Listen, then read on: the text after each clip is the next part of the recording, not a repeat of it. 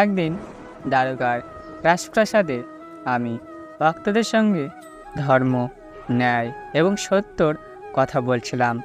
সেই সময় এক যুবক আমার কাছে এসে বললেন, প্রভু, আমি জানি না কিভাবে জীবনে সত্য ও ন্যায়ের পথে চলতে হয়। আপনি আমাকে এই বিষয়ে কিছু বলবেন? আমি মৃদু হেসে বললাম, আমি তোমাকে একটা গল্প বলি যা তোমাকে সত্য ও ন্যায়ের পথে চলার গুরুত্ব বুঝতে সাহায্য করবে। অনেকদিন আগে এক ছোট্ট গ্রামে একজন ব্রাহ্মণ বাস করতেন। তিনি ছিলেন খুবই ধার্মিক এবং সত্য। গ্রামের লোকেরা তাকে খুব শ্রদ্ধা করত।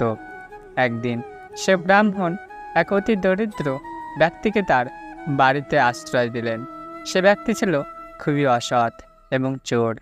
তিনি ব্রাহ্মণের অতিথি গ্রহণ করে তার বাড়ির সমস্ত মূল্যবান জিনিস চুরি করলেন এবং পালিয়ে গেলেন। ব্রাহ্মণ যখন জানতে পারলেন তখন তিনি খুবই দুঃখ পেলেন, কিন্তু তিনি চোরকে শাস্তি না দিয়ে তার জন্য প্রার্থনা করলেন এবং ভগবানের কাছে বললেন, প্রভু, তুমি তাকে সৎ পথে চলার শিক্ষা দাও। কিছুদিন পরে সে চোর ফিরে এলো এবং ব্রাহ্মণের কাছে ক্ষমা প্রার্থনা করল। ব্রাহ্মণের দয়া ও ক্ষমাশীলতার জন্য চোর নিজের ভুল বুঝতে পেরেছিল এবং সে সৎ পথে চলার সংকল্প নিল।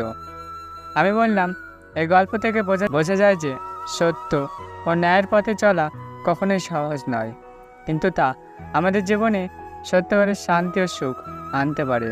যখন আমরা সত্যের পথে চলি তখন আমাদের চারপাশের লোকেরা আমাদের থেকে শিক্ষা গ্রহণ করে এবং তাদের জীবনও সৎ ন্যায়ের পথে পরিচালিত হয়।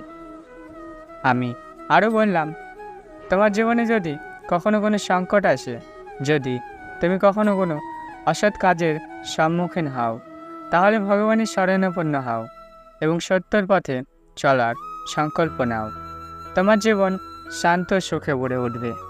যুবক আমার উপদেশ শুনে গভীরভাবে চিন্তা করল এবং তার জীবনের প্রতিটি পদক্ষেপে সত্য ন্যায়ের পথে চলার সংকল্প নিল। এই গল্পটি আমার মহান শিক্ষাকে তুলে ধরে, যা সত্য, ন্যায় এবং ক্ষমাশীলতার উপর গুরুত্ব দেয়। আমার উপদেশ আপনাদের শেখায় যে জীবনে সত্য ন্যায়ের পথে চলা কখনো সহজ না হলেও তা আমাদের জীবনে প্রকৃত শান্তি ও সুখ আনতে পারে না।